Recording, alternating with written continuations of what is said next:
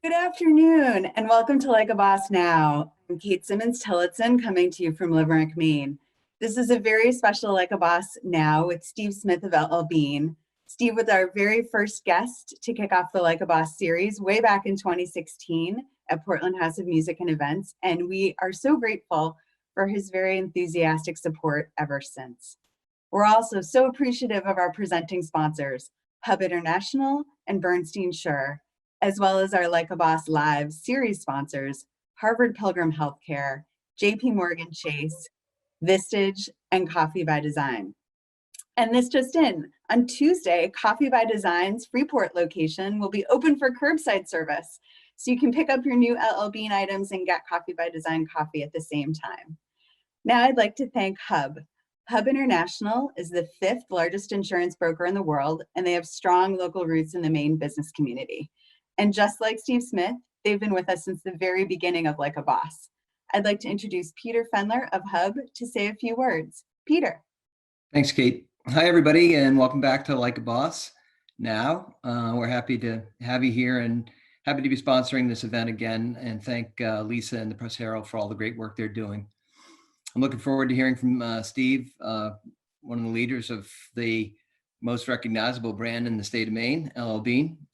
From the beginning of the pandemic, Beans has been a leader in providing masks to healthcare workers, to supporting food banks, and partnering with other businesses to keep operations running and essential supply chains running, kind of like what we heard from Stonewall Kitchens a couple weeks ago.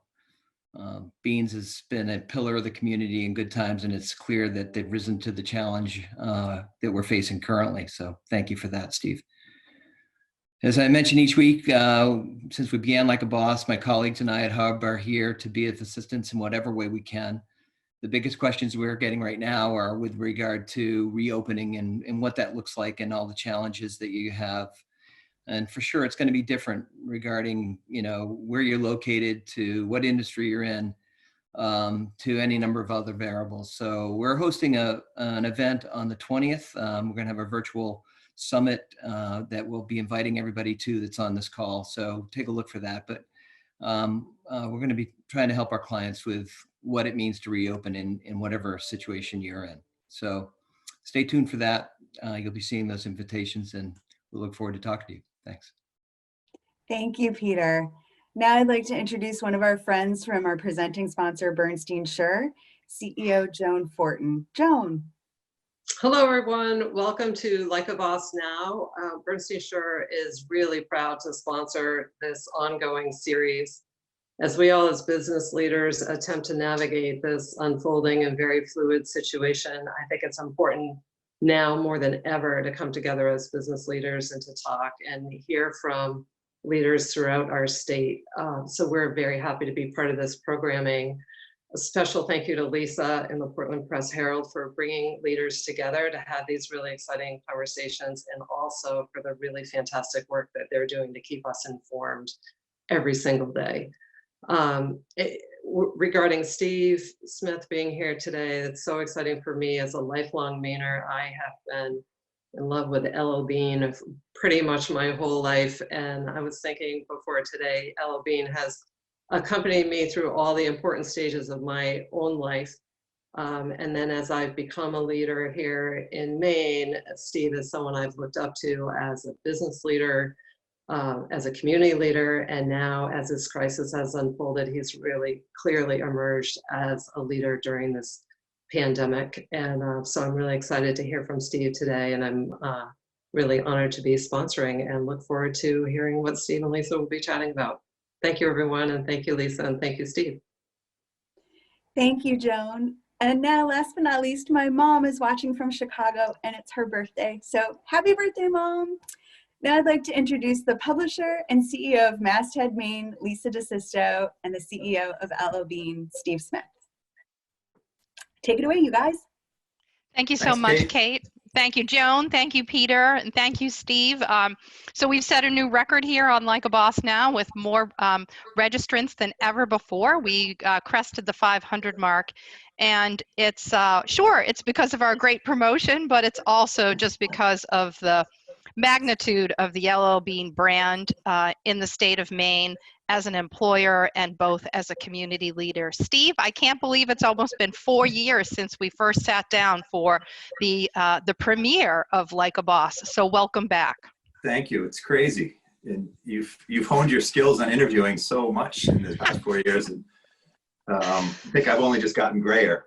So. Oh, yeah. Well, thanks to a can of root spray that arrived yesterday, I have too, but hopefully you can't see it. So we had so many. Happy birthday to Kate's mom. Yeah, that's right. Happy birthday, Mrs. Simmons out there in Chicago. Welcome. And so we had so many questions from the folks from part of the registration process. So I'm just going to jump right into it. We're going to sort of divide it into a bunch of segments, starting with the current state of operations at L.L.Bean and your thoughts on what coming back from COVID looks like. We heard from Joan and Peter. So many people are curious about how to make that move and do it safely.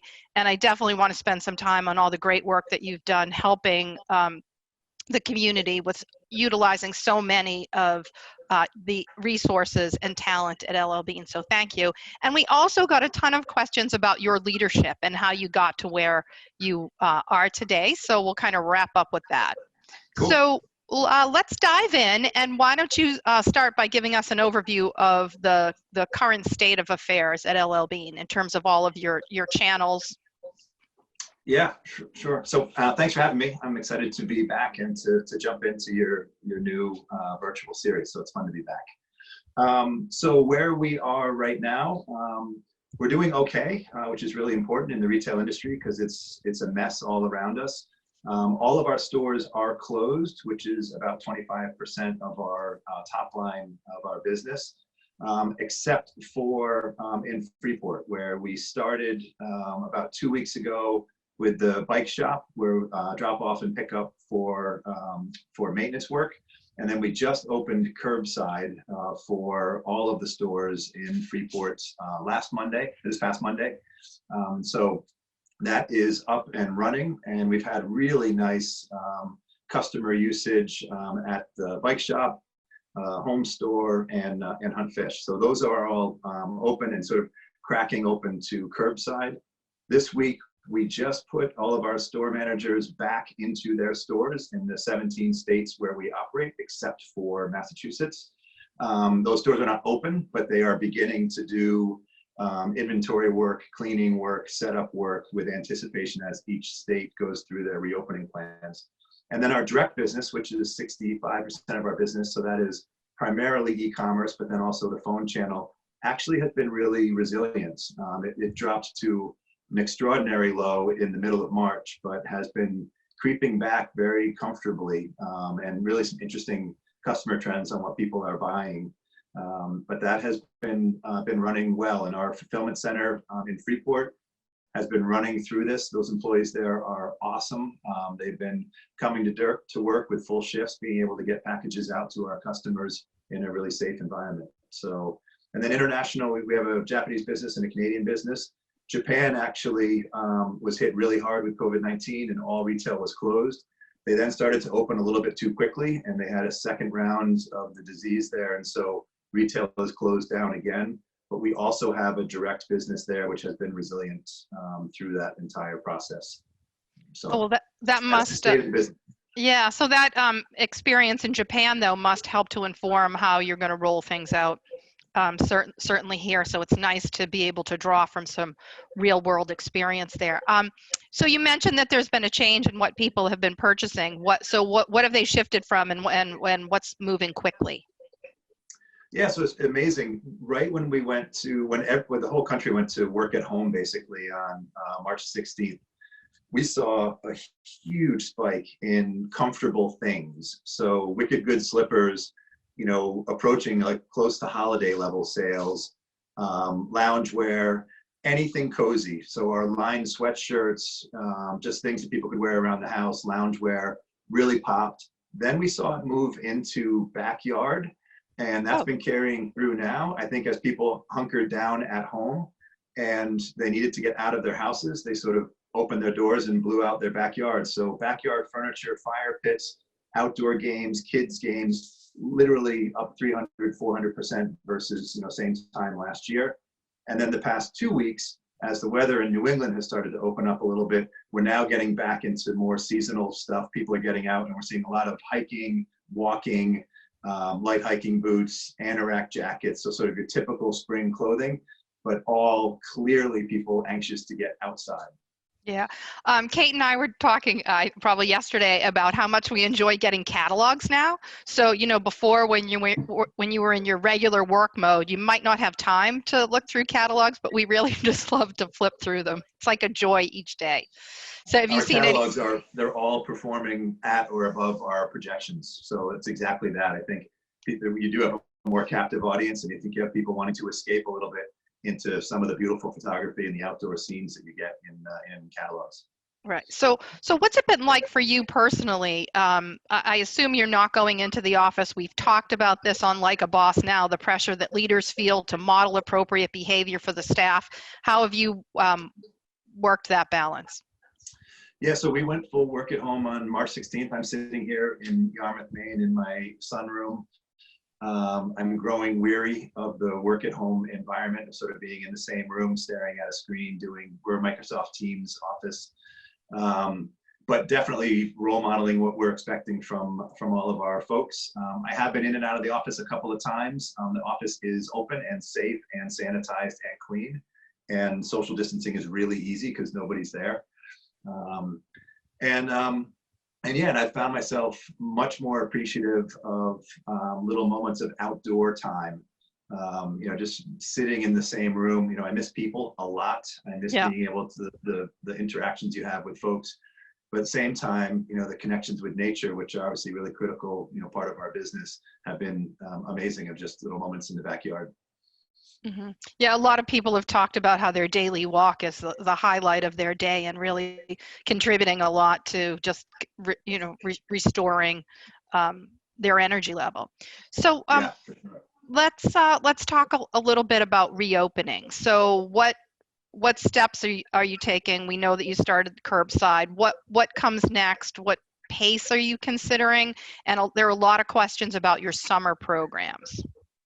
Oh, interesting. So first and foremost, we are following science and medical guidance. And so we are in lockstep with the governor's office and with the Maine CDC, specific in Maine, and the same in all of our states, and trying to make sure that we are more of a fast follower. We don't need to be leading and rushing. We recognize our position in this marketplace, as a leading retail business and an office business. So really, we're following directly with Governor Mills and Commissioner Johnson on actually helping develop some of the checklists for how to open retail safely, and working our way through that. So that's why we started with curbside. Then I imagine that we're going to go to either appointment shopping or metered shopping. Metered meaning X number of people per square feet or per store. Mm-hmm. And so we'll be moving to that sort of in the phase 1 and phase 2. At this point, we are not in any rush to open our corporate office. While it's been challenging for people to sort of adapt to working at home, we are efficient and we are productive, and people are appreciating having the flexibility of not having to come into the office, and it's working for us. So we're not in any hurry to open up our offices. Meanwhile, we've had manufacturing open. We've been making masks. Mm-hmm. And then our fulfillment center has been amazing. They have been open through this entire process. We've revamped our work processes and the flow of people in and out of that facility to make sure that we have maximum social distancing, masks and gloves where needed. And that facility has remained open and very productive through the whole environment. Yeah, so I appreciate your point about developing a checklist for safe open of retail and helping to lead and work with the state on that, because there were a couple of questions that came in from people who run small retail clothing stores that are really curious about, like, what are the protocols for trying on clothes or return? So I'm assuming that there'll be information that'll be shared broadly on that. Do you think? There is definitely. Yeah, there's going to be specific guidance around that. And I would imagine, really dressing rooms are probably not going to be open for a good period of time.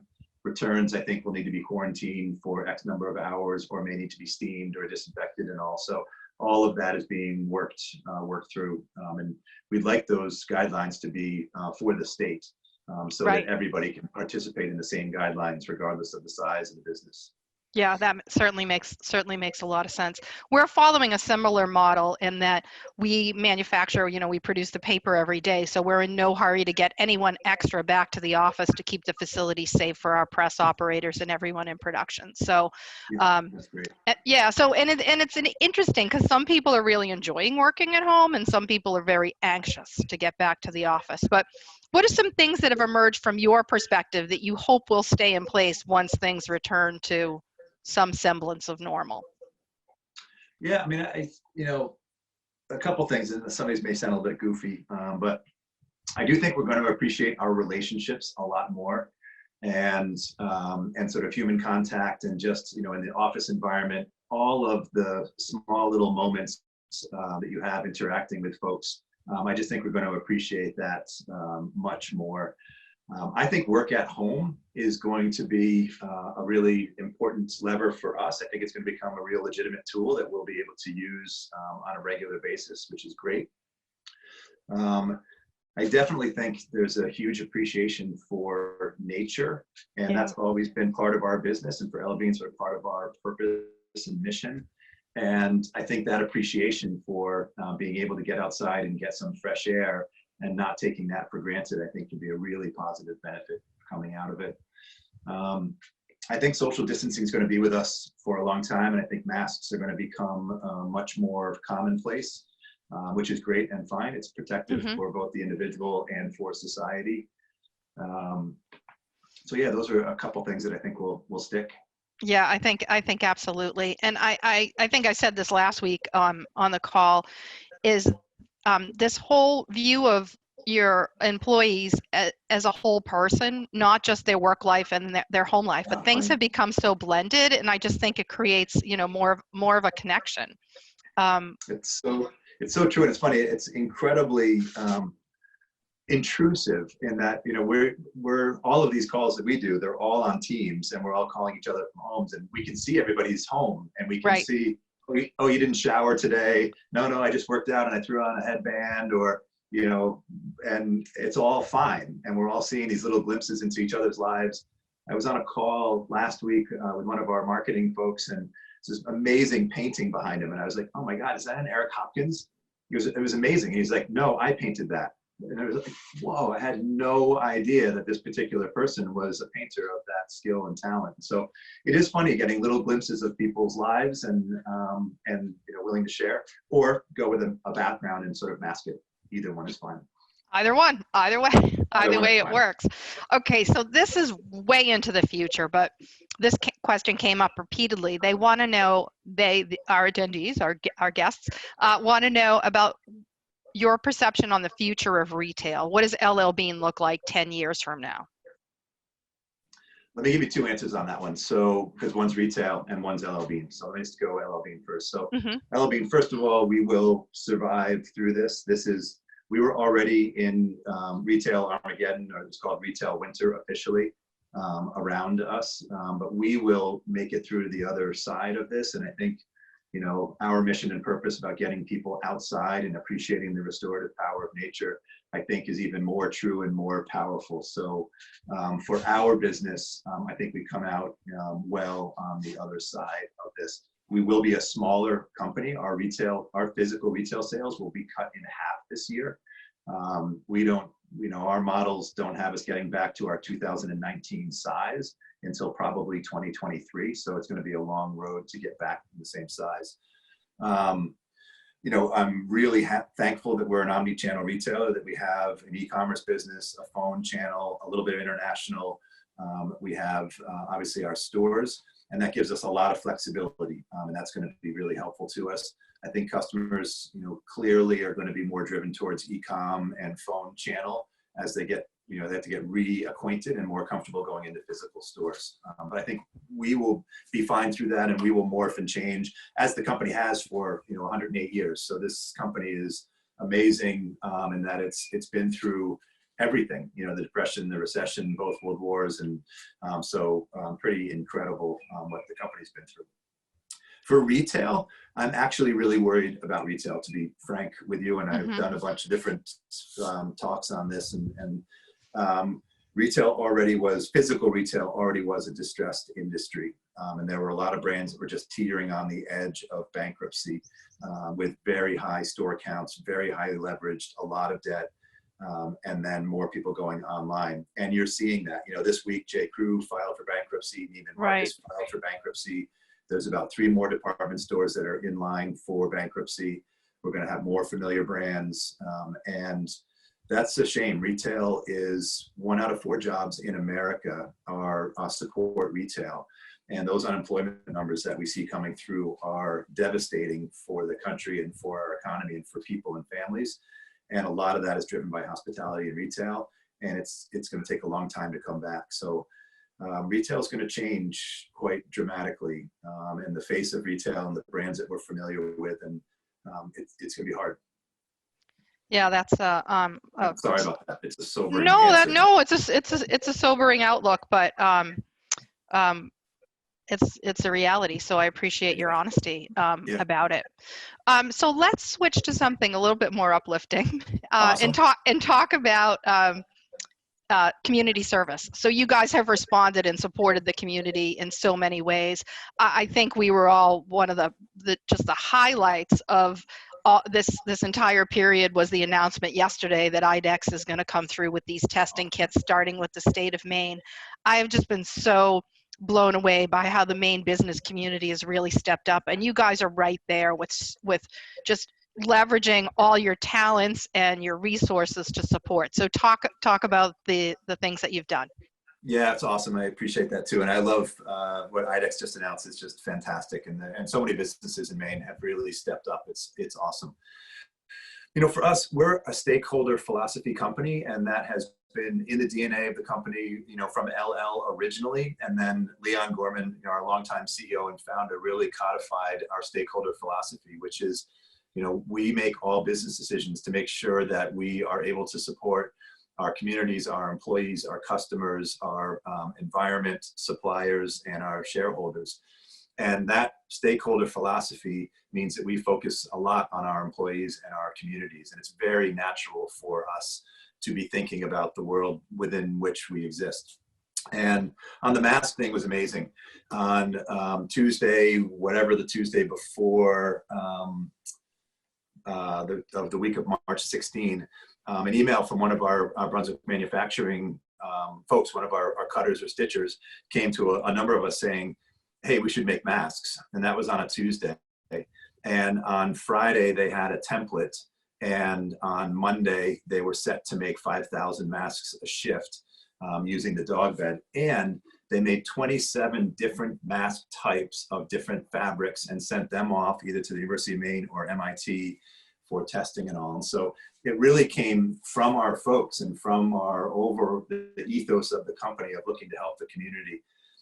At the same time, there was a great connection with the Good Shepherd Food Bank. We have some folks on our executive team who are really close with them.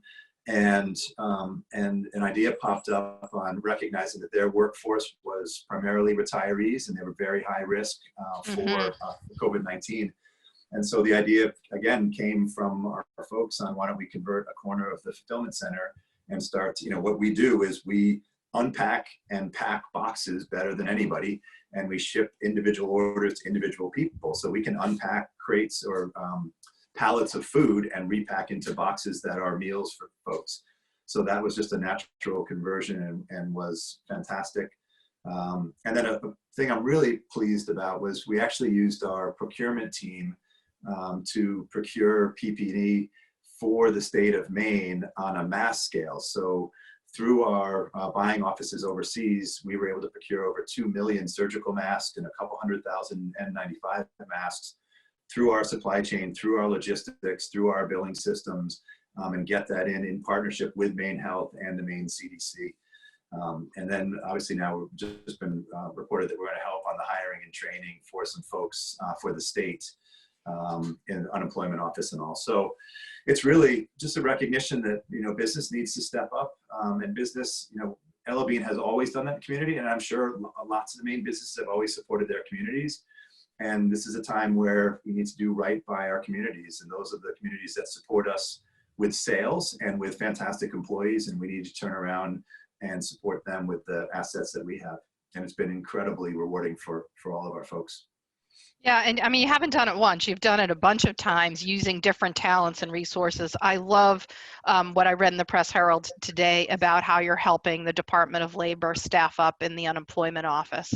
So because you guys know how to, review resumes and screen people, and it's just a skill set that's unique to you that you're putting to good use for the community. So, thank you. I'd bet that a substantial portion of the folks on this call know somebody who was a seasonal employee for L.L.Bean, and we hire thousands of people in the fall for the peak season, and we train them all. And so, that recruiting team is awesome in our HR group, and it was cool just to repurpose them to help the state hire and train. Yeah, it's great. It's great. I think one of the things that's just been frustrating for so many people is just how to scale up so quickly, because no one anticipated the demand that was going to happen. So it's remarkable to see people step in and assist. So let's shift to our final segment before we open it up to questions. We had a lot of questions about your leadership, so we're going to touch on those. I feel like there are a lot of Dickinson alum as well, so that's a thing. So this is a big one for a lot of people. What was the turning point of your career from middle management to the executive C-suite level? I feel like a lot of people are at that place and don't know how to make that jump. Wow, that's a doozy of a question. Yeah.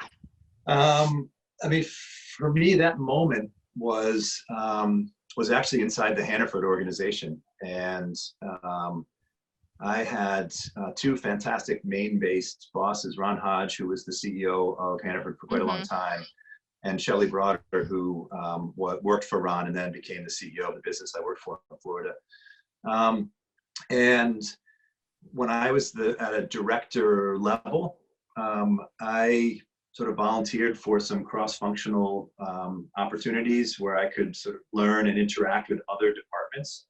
And I think I showed a curiosity and a willingness to learn and a willingness to listen. And I do think curiosity needs to be ahead of ambition when you're looking if you're just looking to move, that's quite difficult. If you're looking to actually learn something new and take on new skills or partner with somebody that you haven't worked with before, and you can do that in a partnership perspective, I think that is a really critical component to adding skills, which then make it inevitable for you to be promoted because you are now doing more than what was expected in the job. And for me, that was going from director to VP within the Hannaford organization, going down to Florida.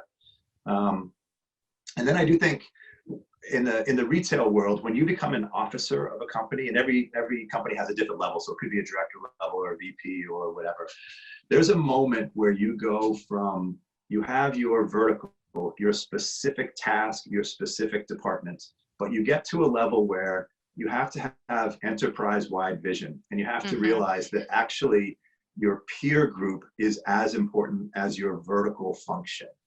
And that is far and away the biggest shift that you have to make when you get up to the chief level, where actually your loyalty and your thinking needs to be more around, I am a chief and executive of the company, and we need to make decisions for the good of the enterprise that may impact negatively or positively the function that I'm responsible for. And there's a moment in everybody's career when you just sort of pop up over the wall and you are able to experience things that are happening with your peers, and you're understanding that you're a piece of a puzzle, and having the humility to recognize that my function's a piece, but that other piece is just as valid and might actually have higher priorities than mine. And so I got that through the Hannaford, the Delays organization. And I think I demonstrated, through that process. And again, I think it comes to curiosity and humility of just being interested in other parts of the business and allowing sort of space to learn from others and to partner. Yeah, But that's really powerful advice, because having that full vision of the company, not just worrying about your silo. And when you have a good relationship with your peers, if you do get promoted over them, it's really important to have their support and legitimate support, because you've earned their respect and trust. So, thank you. I always say to folks, like, they want to get promoted, like, make it inevitable. Make it so that when you're promoted, people are like, well, of course I got promoted. Of course. Right. That person, Right. they were killing it. Like, they're one of my best partners. Like, do everything you can to make it inevitable. And you can do that. Thank you for that. Now, here's an interesting one. What are the unique aspects of being a C-level leader in a family-owned company? Yeah, interesting. Mm-hmm. I don't know if it's any different from, I mean, there's all kinds of different components of a family-owned business versus a publicly traded business. And, you know, being a private business versus a public business is huge, where you don't have the quarterly pressures of Wall Street. You are definitely able to make long-term decisions. Our stakeholder philosophy allows us to make all kinds of investments in the community, in the environment, that are, you know, that we don't have to report to anybody to do that. So there's a component of being in a privately held business that is incredibly beneficial. And so, and for me, I wouldn't necessarily comment on the family side of it. But what's interesting from a C level, for me, the biggest learning is managing up is as important and is as much energy as managing my team and the organization. And I think that's true of every CEO. And it's a reality that only hits you once you're in the seat and you realize, oh, wow, there's a group above me. There's a board of directors. There are 10 individuals. They have different perspectives. They have different ideas and different pressures on them. And so all of a sudden realizing that you don't take that group for granted. You actually need to learn from that group and you need to engage with that group, and they are all individuals. When they are family, it adds a different level of complexity because they have family relationships that you may not be aware of. Right. And you just have to learn that. But I think that would be the same case of you're just learning about human relationships and you know, what makes people tick. But I do think that when you become a CEO, that realization of managing up is a fair amount of energy that you didn't use any energy to do that before you got into that seat. And now it's a fairly substantial component. It changes then the energy you have to manage your organization. And that's that was a new learning for me. I feel like I have it in good balance now. Yeah, that is, I'm sure, a challenge to balance that, because you think when you're at the top, you're like, oh, well, here I am. But then you have this whole board dynamic that you have to think about every day. Okay, so I like this next question. I think it's provocative. What is one decision you've made since taking over that was viewed as counter to L.L.Bean culture, but you made anyway, and how did that go? That's a doozy. I gotta think on my feet on this one, but I don't know if it's so. I don't know if I would answer this as something counter. But one of the things that I am really proud of that we have done as an executive team is I lead with my big three, which I'm sure I talked about in when it was with you the very first time, is empathy, transparency, and integrity. And those are, for me, the most important values of leadership. For me, they're not the same for everybody. And I think that we have unleashed empathy and transparency inside the organization. It doesn't mean it wasn't there before, but it wasn't visible and it wasn't something that was valued. And empathy, you know, I think the organization demonstrates that. I think we've demonstrated that through the things we've done for the community of truly putting ourselves in another person's shoes and looking at something from somebody else's perspective and recognizing sort of their feelings and their thoughts about a situation. And I think as an organization, I know that I have brought the articulation of that into the organization, and it definitely has been unleashed. And the company was not transparent before, But through the amount of change that we've been through in the past 4 years with changing our return policy and our shipping policy and our voluntary retirement and all, transparency in how the business is running, why we're making decisions that we're making.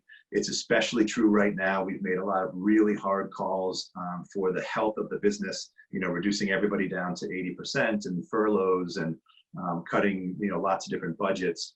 I think transparency has allowed us to maintain that all of our folks are incredibly committed and loyal, and they understand the decisions that we're making. And so I don't know if those are counter, but I definitely feel like we've unleashed them to a positive benefit, and they weren't things that were visible before. Sure. And also, in a privately held company, sometimes consistent, clear, transparent communication isn't something that people are used to. So I'm sure that all of your employees feel more of a connection to where you're going because you're clear about it and you share it. Yep, exactly. All right, I am going to move to the Q&A tab and see what we have in there. And then Strawberry, our executive producer, let me know if we have anyone that would like to raise their hand and ask a question. So the first one is, Steve, can you still dunk a basketball? This is from one of your college teammates, Craig Copeland. Craig Copeland, he was my point guard at Dickinson. That's awesome. I can't believe you let him into the Q&A. Well, we don't screen people in there, so there you go. Well, that's good. That's good transparency that you don't screen. Yep, right. So I was able to dunk up until February of 2018, and then I tore cartilage in behind my left kneecap, and was told to stop messing around with basketball. So I think the answer is now no, I can't. But I did up until 2 years ago. Oh, Thank you, okay. Craig. Yeah, you heard it live, people. Okay, is L.L.Bean going to make and sell cool masks? I'll be placing an order if possible. Let's make this happen. I don't want to scoop myself, but that's very possible. Okay, great. Okay, here's a question from George Casey. So you've been the anchor for downtown Freeport for the past 30 years and drove the retail strength for downtown, and now that seems to be a longer term issue. So what do you think downtown Freeport looks like 10 to 15 years from now, and how can you lead or influence that change? Yeah, great question. I appreciate that. We are working really closely with the town of Freeport and the FEDC, Freeport Economic Development Committee. We have our own project, which is revitalizing and reimagining our own campus, and doing that with the town and thinking about Freeport, bringing in more restaurants, more tasting rooms, potentially more residential into downtown Freeport. There's the train station that is right smack in the middle of town. So we're really active working with the town on sort of how to reimagine and reinvigorate Freeport. So I think Freeport is an amazing town and hub, and will be revitalized and will be alive and well. The question was in 10 years, and I think it'll look quite different. I think there'll be, like I said, more residential in town, and a nice mix, hopefully, of shopping and dining and drinking. And drinking and shopping is not a bad thing. No. Oh, I shouldn't be a proponent. But anyways. Don't worry. We know what you meant. So I think that Right. also answers the question about how is the construction project going? Is that connected? Yeah, that's our campus. So we were in the process of revitalizing our corporate office, and that is moving along slowly. So obviously, as the slowdown has occurred and we've had to cut a lot of capital costs, we've slowed that project down, but it's still underway and still moving forward. Still an exciting space. We are definitely reimagining the space that we need because this work at home environment and using technology has been really productive for us. But that project is still underway. That's great. What advice do you have for people looking for jobs at this time, especially graduating college students? Oh man, brutal. I know. I have a college sophomore and a high school senior. So I don't know. I don't have great advice on that particular question right now. I have sort of specific answers on how to go out and look for a job coming out of college. right now, I think, networking is always critically important. And then I would be very much a proponent of get any job and start to learn skills and just start to work, and then sort yourself out on your dreams and your ambitions and your career path. But I wouldn't be overly particular. I would try to find something that's interesting that can get you out of bed every morning. But it's not a time to be overly idealistic, I don't think. I think it's a time to try to get somewhere and get started, and then, amass new skills. Well, and I would say if you have the means, there are plenty of volunteer opportunities, and I would point people to the Good Shepherd Food Bank because they certainly use them. We also had a piece in the paper today about a C.E.O recruiter looking for 2,000 people, and it was intimated that it was at Abbott Labs. So again, probably not what you went to college for, but I do think that there are some emerging opportunities, perhaps helping with the state's labor office processing unemployment claims. So there are some people that have some big numbers to hire, and you're not going to probably get your dream job or follow the path that you planned when you went to college 4 years ago, for sure. But you will. Eventually. Yep. Everything writes itself. Yeah, agreed. L.L.Bean started as a small brand. Do you have any plans in the future to create more partnerships with smaller retailers like Flett to help small retailers survive this economic climate? Great question. Yeah, great question. We love that partnership with Aaron. It was awesome. I apologize for those folks that we sold out, I think, really quickly. Yes, you did. Great partner. Sorry. I should say happy Mother's Day to my mom. I sent her one of those bags, so I think she might even be on. And obviously we have a great partnership with Flowfold as well. Our partnership with Maine Outdoor Brands has been really positive, and that's a great group that's been assembled to pull together lots of small manufacturers and brands in the state of Maine. And we are working with MOB to figure out how we can bring more of those products either into our stores or into partnerships. So we are always looking for new and different ways to partner with Maine brands. We have a nice history and success record with it right now, and we'll continue to grow. So yeah. Yeah, we need more Flett merchandise for sure, Steve. So Strawberry tells me someone's raised their hand to come on live and ask you a question. Yes, and I apologize if I butcher your last name, but Cheryl Lajeunesse, you should be all set to ask your question. You may have to unmute from your side. Hi, sorry, I didn't realize that the raising hand meant that I was going to be on live, but I'll go ahead and give this a shot. You got this, Cheryl. Hi, Steve. I used to live in Yarmouth, Maine, actually on your street. So fond memories of there and a time when I worked at L.L.Bean. I do have a question. You spoke about your suppliers as a part of your stakeholders. What approach did L.L.Bean take towards their vendors in the supply chain during this crisis? Yeah, great question. So we have really, really great partnerships with our supply chain. The supply chain is all around the world. And a couple things. So first, we did cut our inventory and our future buys, as all retailers have done from a cash preservation perspective. We looked out into the third and fourth quarter and looked at orders that we could reduce. And then we did that in partnership with those suppliers. And we sort of made sure that we could ramp down with them in a way that was going to work for them as well. Our supply chain team is incredibly professional and great relationships, so we're able to do that. We actually are doing something a little bit sort of opposite. A lot of retailers have cut 50 to 80% of their orders from their suppliers, so really, really heavy. We've only cut about 20% in specific programs. But we've gone back to potentially making sure that a lot of our competitors are extending their payment terms, and we're making sure that we're a good supplier and that we're not extending our payment terms to allow them to be able to manage their finances as well. So really good partnerships.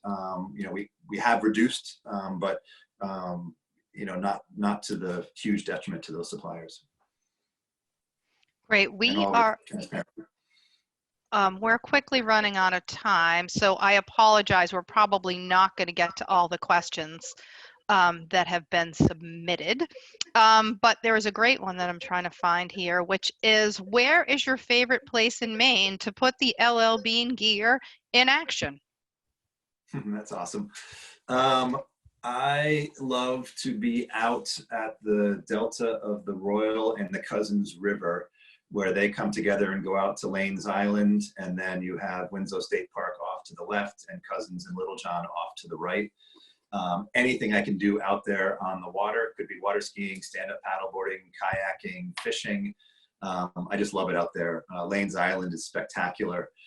And then on land, I mean, I love the Katahdin Woods and Waters, new national monument, Baxter State Park, fantastic hiking deep in the woods. And then Penisong, which is a really cool little preserve at the tip of Littlejohn Island. Love dog walking and walking out there with the family. That's great. All right, our final question was Strawberry, our executive producer's favorite question, which is, if you could choose one person to be in a canoe with to go up the river, who would it be and why? Yeah, you know what?